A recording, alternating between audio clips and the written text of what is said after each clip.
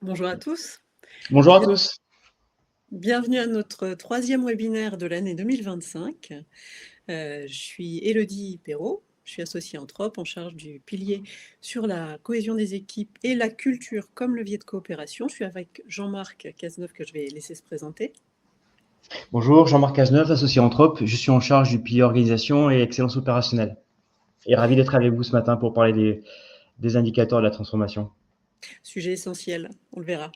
Oui, Pour replacer un petit peu ce webinaire, suite à la restitution au précédent webinaire sur les résultats du benchmark sur les directions de la transformation, on s'était questionné, puis on s'était engagé aussi à vous écouter, puis à proposer aussi des contenus et des échanges, et puis on a opté pour le format webinaire sur des sujets. Donc, alors, n'hésitez pas dans le chat s'il y a des sujets qui vous intéressent, que vous voudriez voir abordés dans les semaines ou dans les mois à venir. On est preneur de suggestions, on a nos idées, mais ça pourra nous aider à les prioriser. Alors, vous avez vu, il y a un petit QR code en haut de votre écran. Il était sur l'écran d'accueil. C'est un sondage qu'on fait avec deux questions qu'on débriefera dans le déroulé avant 9 heures, puisqu'on est ensemble jusqu'à 9 heures. Alors, qu'a-t-on prévu de quoi a-t-on prévu de parler? Pourquoi déjà on parle des indicateurs? Après, on parlera des différentes typologies d'indicateurs que Jean-Marc vous présentera. On détaillera aussi tous les deux un outil qu'on a développé chez Anthrope, qui est le barreau flash, qui a été déjà bien utile dans plusieurs situations. Et puis, il y a les questions-réponses. Donc, les questions, vous pouvez les poser au fur et à mesure du déroulé. Hein. S'il y a des questions un peu chaudes, on pourra les poser tout de suite. Et sinon, on les gardera plutôt pour la fin. Donc, voici l'agenda. Alors, premier point, pourquoi parler des indicateurs? et Elodie, peut-être rappeler aux personnes qui voient le QR code, donc n'hésitez pas à le scanner. On a deux petites questions qu'on va débriefer dans quelques instants et vos réponses restent anonymes. Voilà, c'est un détail important qu'on voulait souligner. Tout à fait, l'anonymat. On regardera les tendances. Donc, pourquoi ce sujet des indicateurs pour démarrer sur les thématiques? Parce que ça nous semble être un sujet clé pour réussir en fait sa transformation. On le détaillera.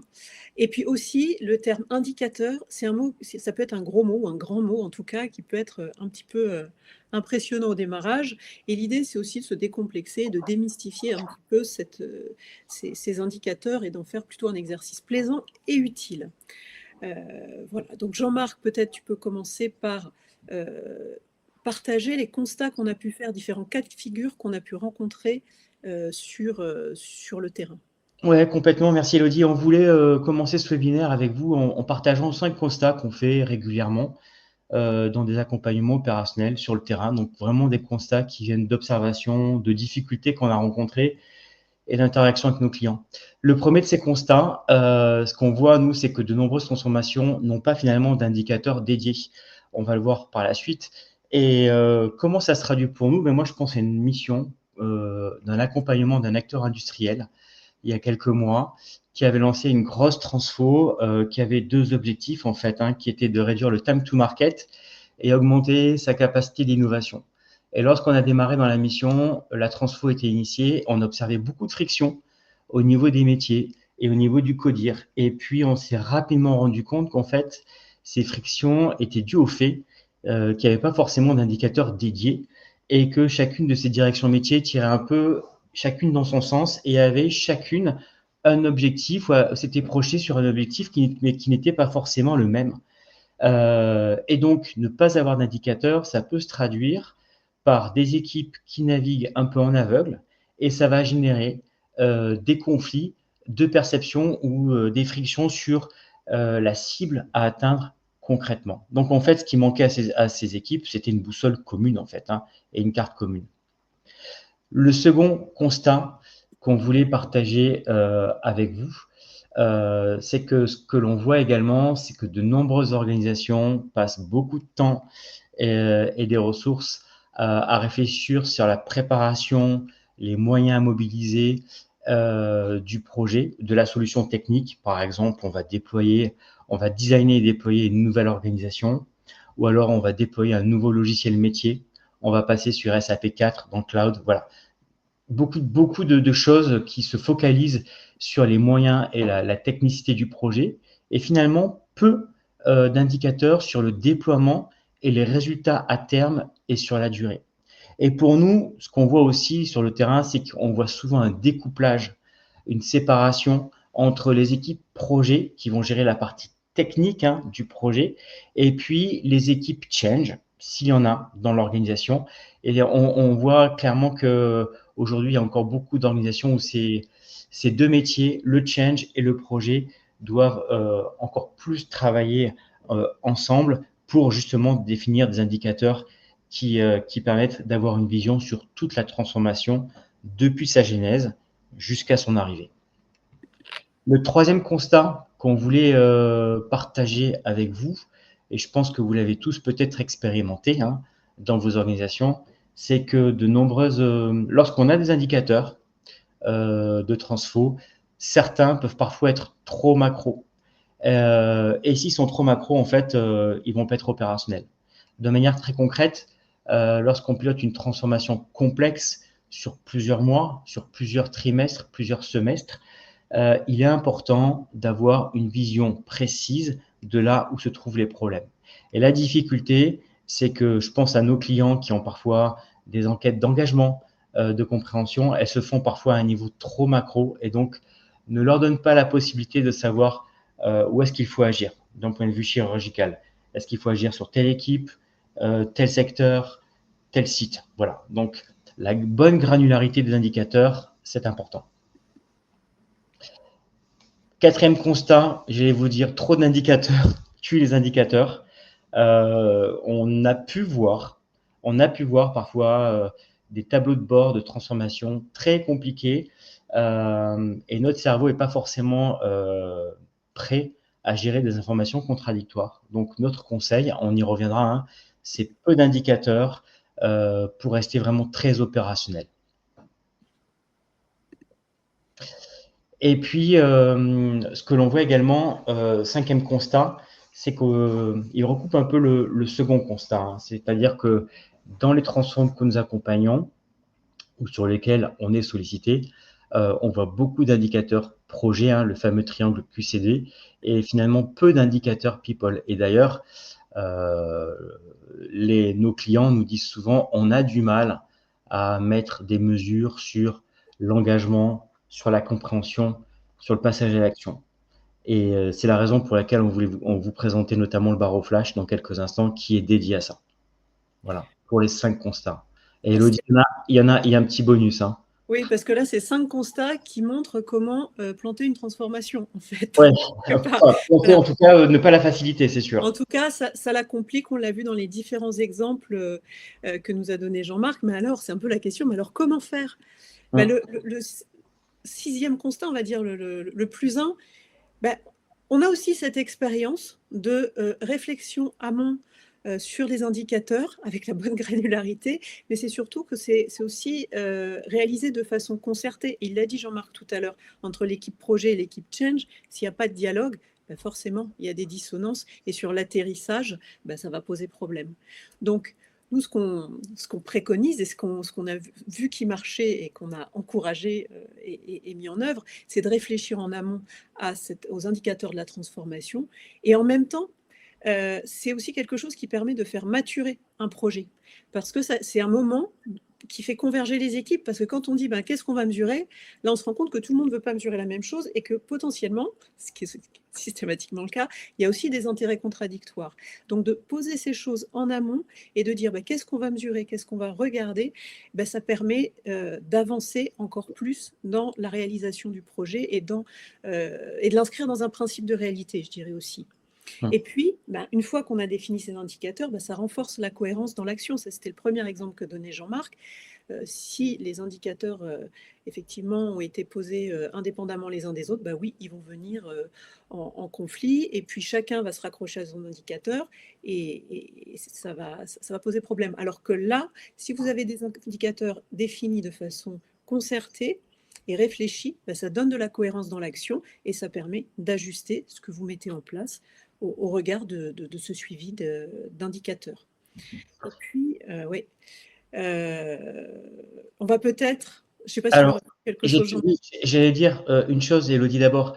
Je voulais simplement compléter par un élément, mais peut-être rappeler aux personnes qui nous ont rejoints qu'en fait, ils peuvent scanner le QR code qui apparaît en haut à droite et répondre à 2 petites questions. Voilà, je voulais simplement faire ce petit rappel et compléter, donc, pendant que les gens, peut-être les derniers arrivants scannent leur QR code. Rappeler en fait que ce que tu viens d'évoquer, Elodie, c'est que ça reboucle complètement avec une des difficultés principales qui sont remontées notamment dans le benchmark sur les pratiques de transformation que tu évoquais. C'est-à-dire qu'un des obstacles, en tout cas une des difficultés principales évoquées dans les organisations, c'est la difficulté de faire converger le CODIR ou les directions métiers vers une cible commune. Et travailler sur cette boussole, sur ces indicateurs, confronter les visions, confronter les cibles, ça permet justement aux instances dirigeantes, que ce soit votre leadership team ou votre CODIR, d'atterrir et de travailler ensemble et développer des synergies. Donc, c'est hyper important en fait. c'est mettre toutes les chances de son côté aussi pour réussir la transformation. Alors, je ne sais pas combien ont répondu au premier sondage. Alors, voilà, est-ce que pour vous, définir les indications d'une transformation, c'est... Alors, c'est assez... Il y a un pic où les gens se mettent Partagé, au hein. milieu. C'est partagé, Ouais. en se mettant au milieu. Alors, on voulait proposer à ceux qui sont très à l'aise, donc pour qui c'est très facile, si vous avez des astuces, des façons de faire ou des conseils, de ne pas hésiter à les partager dans le chat. C'est aussi l'idée de pouvoir effectivement échanger. Donc, Donc on nous, voit qu'en fait, voilà, on est un peu au milieu, on est un peu au milieu du gué on est au là. milieu. Oui et non, on va à voir quoi. Eh ben écoutez, notre objectif là, c'est dans les 20 minutes qui restent, c'est partager avec vous des outils, des conseils utiles pour justement essayer de booster un peu vers le haut ce niveau de confiance. Et voilà, n'hésitez pas à poser vos questions dans le fil du chat. On y répondra bien sûr à la fin du webinaire. Donc, nous, on vous partage déjà une astuce, on va dire. Si vous n'êtes pas très à l'aise pour fixer des indicateurs, c'est de faire un voyage dans le temps. Voilà, vous projetez dans le futur. Et puis vous dites, quand on aura terminé le projet de transformation, comment est-ce qu'on saura, comment on pourra vérifier en fait qu'on a bien fait le job? Et c'est une question simple. On en a parlé dans un article, la mémoire du futur. C'est ce voyage dans le temps, ça permet de se projeter et ça permet de se projeter dans un idéal aussi. Parce que l'idée aussi d'une transformation, c'est quand même d'aller vers plutôt une utopie qu'une dystopie, c'est-à-dire plutôt vers un idéal et de se donner toutes les chances de le réussir. Donc vous faites ce voyage dans le temps et puis vous vous dites qu'est-ce qui aura changé, et ça vous donne déjà des pistes sur qu'est-ce que vous pourrez mesurer. Alors ça peut être, on le verra ensuite, Jean-Marc va nous parler des typologies d'indicateurs, ça peut être de la satisfaction, ça peut être des résultats quantitatifs, ça peut être... Mais qu'est-ce qui montrera que cette transformation, on a bien fait de la mener et on l'a bien menée? Moi, ça me rappelle une transformation qu'on a accompagnée il y a quelques années maintenant, où la DRH nous disait, mais finalement, comment on sait qu'on va réussir? Et en fait, un de nos associés, Guillaume, a dit, mais voilà, dans 6 mois, dans un an, quand vous allez vous regarder dans le miroir, comment vous saurez que vous avez bien fait le job, que la cible est atteinte? Et c'était une réponse qui était assez éclairante pour la DRH, puisque en fait, on a rediscuté quelques jours après. Elle nous a dit, bah oui, en fait, j'ai la réponse à ma question. Voilà. On va maintenant parler, enfin c'est Jean-Marc qui va nous parler des typologies d'indicateurs. Oui. Alors, très rapidement, on est d'accord, hein, pour Anthrope, on a 3 grandes typologies d'indicateurs. Le premier, c'est le fameux triangle QCD, qualité, coût, délai, que vous connaissez, que tous les chefs de projet connaissent bien. Bien sûr, on y associe de manière très proche le suivi, le pilotage des risques et puis le fameux ROI. Voilà, on ne va pas trop passer de temps là-dessus. Le second indicateur, et c'est l'objet notamment du barreau flash, ce sont ces fameux indicateurs people. Pourquoi? Parce qu'on se rend compte que si on ne connaît pas le changement, en tout cas si le changement n'est pas dans les radars ou dans l'esprit de vos collaborateurs, ils ne vont pas pouvoir le comprendre. Sans comprendre le changement et notamment les impacts que le changement va avoir sur leur quotidien, sur leur métier, sur leur rôle, les collaborateurs et les collaboratrices auront du mal à se positionner pour ou contre le changement. Et puis une fois qu'on a pu se positionner, ça va permettre aux collaborateurs donc de travailler sur l'engagement et le passage à l'action. Et c'est ce que nous, on appelle vraiment la pyramide du changement, à savoir, est-ce que la personne connaît le changement? Est-ce qu'elle le comprend? Est-ce qu'elle y adhère? Est-ce qu'elle passe à l'action? Et ces indicateurs people sont rarement mesurés. Et pourtant, ce sont eux qui vont vous permettre de savoir si votre transformation se passe réellement sur le terrain ou pas. Et puis, on a une troisième grande typologie d'indicateurs que nous, on appelle les indicateurs impact pérennité. En fait, ce sont tous les indicateurs qui vont vous permettre de quantifier et de vous assurer que les résultats obtenus à la fin du projet vont rester stables, pérennes dans le temps, sur la durée. Ça peut être par exemple un pourcentage d'adoption d'un nouveau process, ça peut être le pourcentage d'usage d'une nouvelle interface que vous aurez déployée sur un logiciel métier, etc. etc. Et donc, on navigue vraiment dans les transformations autour de ces trois pivots, de ces trois typologies d'indicateurs. Et Élodie Chapelle. Si c'était avant d'aller au résultat du deuxième sondage, Oui. de dire aussi, en revanche, si l'objectif, l'indicateur devient l'objectif, il y a aussi ce risque-là quand on suit des indicateurs. À ce moment-là, il n'est absolument plus utile. C'est la loi de Goddard, un économiste dès les années 70 qui disait attention après à ne pas non plus se focaliser uniquement sur les indicateurs parce que ça devient des objectifs en soi et là, la transformation aussi n'a pas lieu. Donc l'idée, c'est que ça reste, comme tu le disais tout à l'heure, une boussole avec plusieurs dimensions qui permettent de repérer et c'est bien utile pour naviguer. Voilà. C'était une petite parenthèse que je voulais. Alors, en positionnant le curseur sur le schéma, indiquez l'équilibre des indicateurs que vous avez suivis au cours de votre dernier projet de transformation. Alors, déjà, il y en a eu, parce qu'on avait aussi proposé l'option aucun. Tout à fait. On voit qu'effectivement, il y a plus, ça penche plus du côté des indicateurs projets. On en a un qui est équilibré. Oui. Et peu sur l'engagement en fait des équipes. C'est intéressant.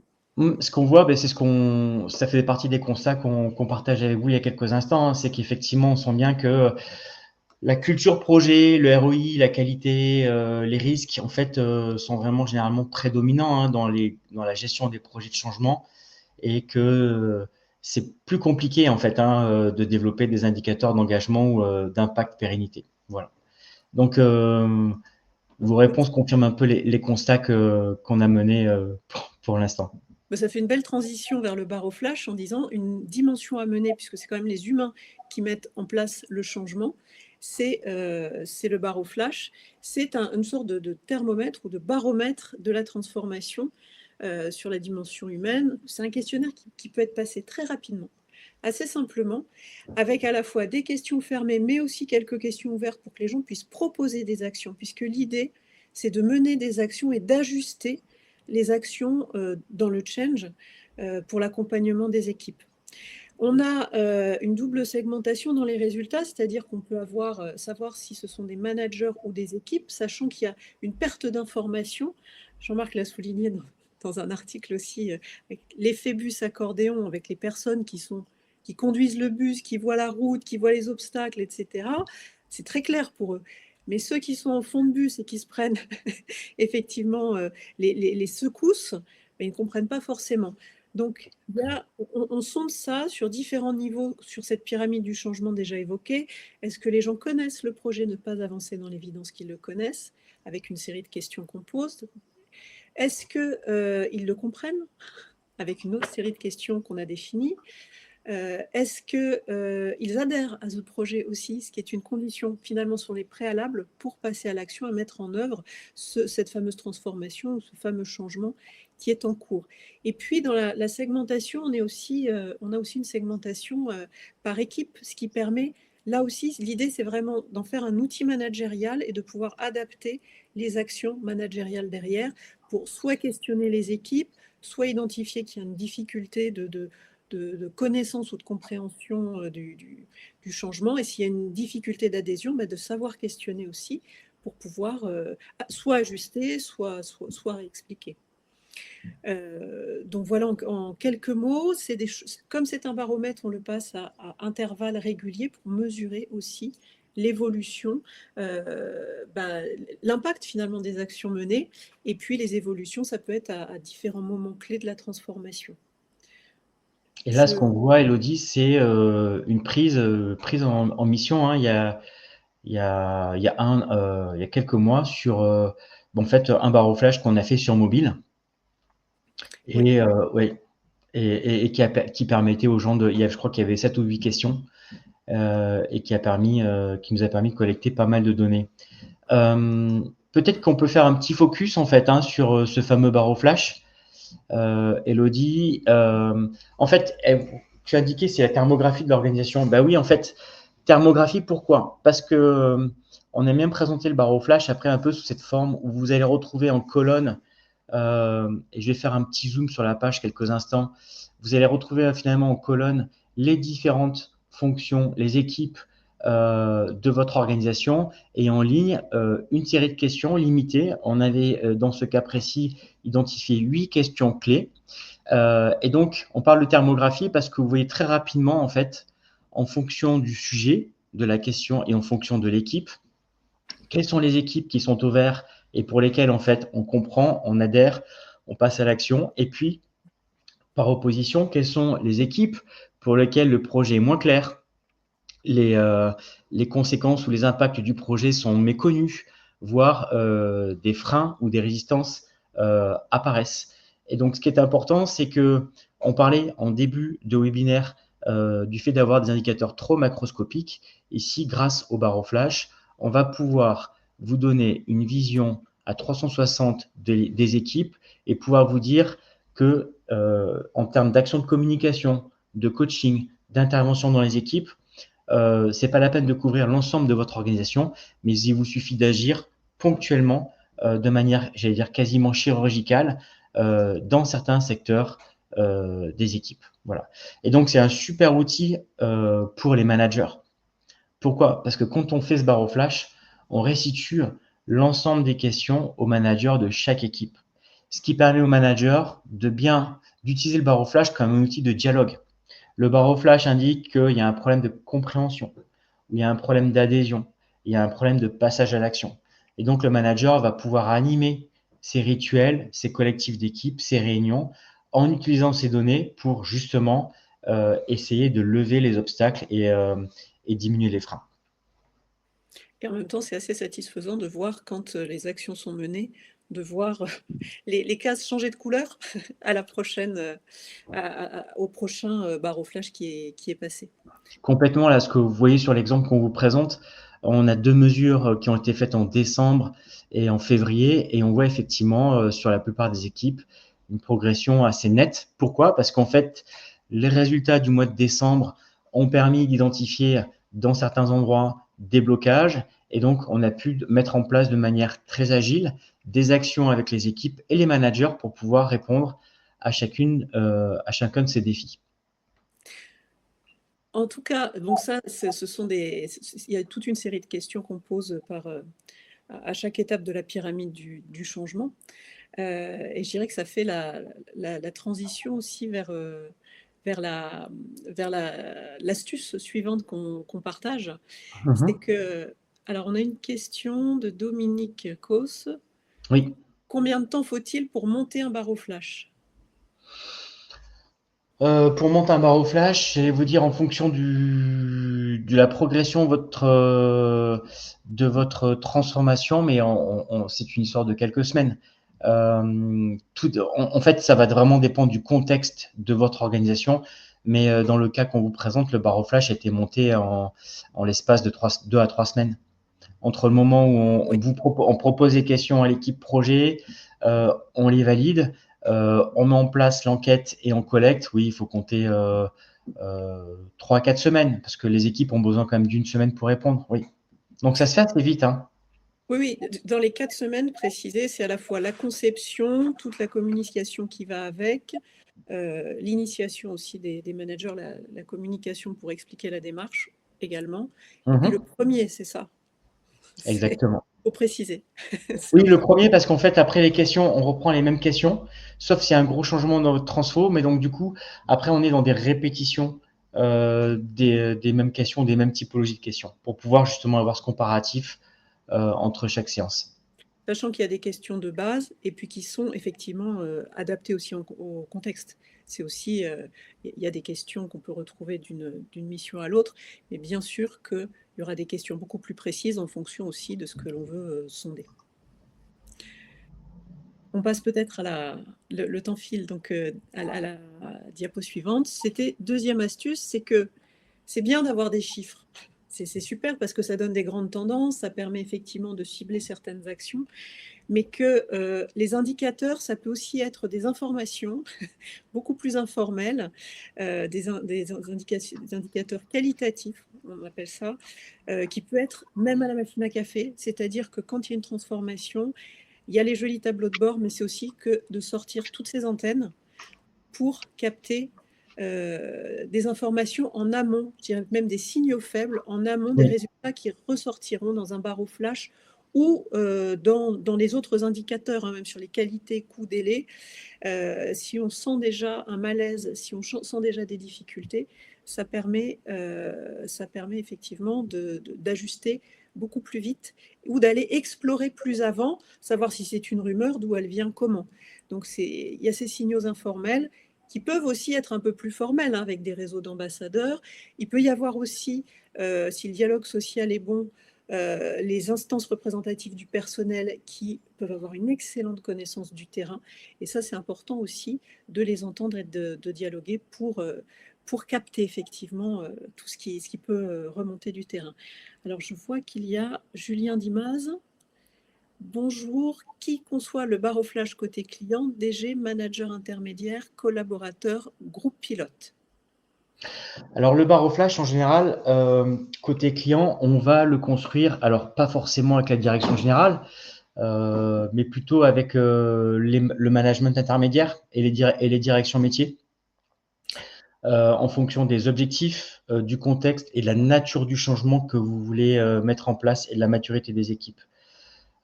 Bien sûr, ce barreau flash, il va être testé par un groupe pilote. Un groupe pilote, c'est pas forcément une équipe, ça peut être le groupe d'ambassadeurs du changement, des gens qui sont répartis dans les métiers et qui nous servent de relais et qui vont nous dire, voilà, la question est claire, la terminologie utilisée correspond pas à ce qu'on fait dans notre entreprise, donc on va vraiment adapter, on va peaufiner avec le groupe pilote et puis après on va déployer sur une large échelle. Je vois s'il y a d'autres questions, n'hésitez pas à les poser dans le chat puisque nous passons, on a un peu anticipé aux questions-réponses. Donc n'hésitez pas. Elodie, ce que je voulais dire, c'est que par exemple, l'intérêt des signaux faibles que tu évoquais, le temps que les gens peut-être nous posent Ouais. des questions, ce qui est important dans ces signaux faibles, tu parlais de réseau d'ambassadeurs, on parlait de conversation autour de la machine à café, mais ça peut être aussi les managers dans leurs équipes, les HR business partners. En fait, tous ces signaux faibles ont quand même l'énorme avantage de vous informer bien avant que les indicateurs officiellement ne changent. Donc, ce sont souvent des sentinelles, des alertes. Et il faut bien en prendre, il faut bien les écouter. Voilà. On a une troisième question, ce sera probablement la dernière parce qu'on arrive près de 9 heures. Comment faire, Dominique Causse, comment faire pour aligner ces acteurs sur une vision commune de ces indicateurs et engager le CODIR? Généralement, Dominique, ça peut se faire sous la forme d'un séminaire ou d'une session de travail dédiée, bien séquencée, bien organisée, qui va d'abord permettre à chaque membre du CODIR de présenter sa vision du changement, tel qu'il a ou elle le comprend ce changement, les impacts et la vision à 6 mois, 18 mois après la transformation. Et on va confronter de manière très positive, mettre un dialogue entre les différents membres du comité de direction, non pas pour les aligner, mais simplement pour faire converger ces visions vers quelque chose de très tangible. Voilà. Donc ça se fait sous la forme d'ateliers généralement. Merci Jean-Marc pour ces réponses. Juste, il est 9 heures, on arrive à la fin du webinaire. Pour vous dire, vous pouvez suivre nos publications sur LinkedIn ou sur notre blog.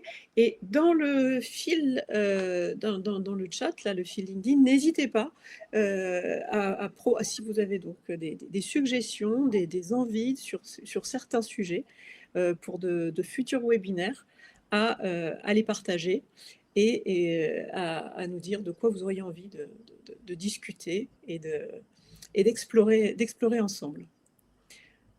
Est-ce qu'il y a d'autres choses, Jean-Marc? Non, pas d'autres questions. On vous mettra dans le fil du webinaire, effectivement, les références des articles qu'on a évoqués pendant ce webinaire dans le chat. En tout cas, merci beaucoup pour votre participation. Je vous souhaite une très bonne journée. Et puis, on espère à bientôt. N'hésitez pas à nous contacter et à bientôt. Merci à tous. Bonne journée. Au revoir.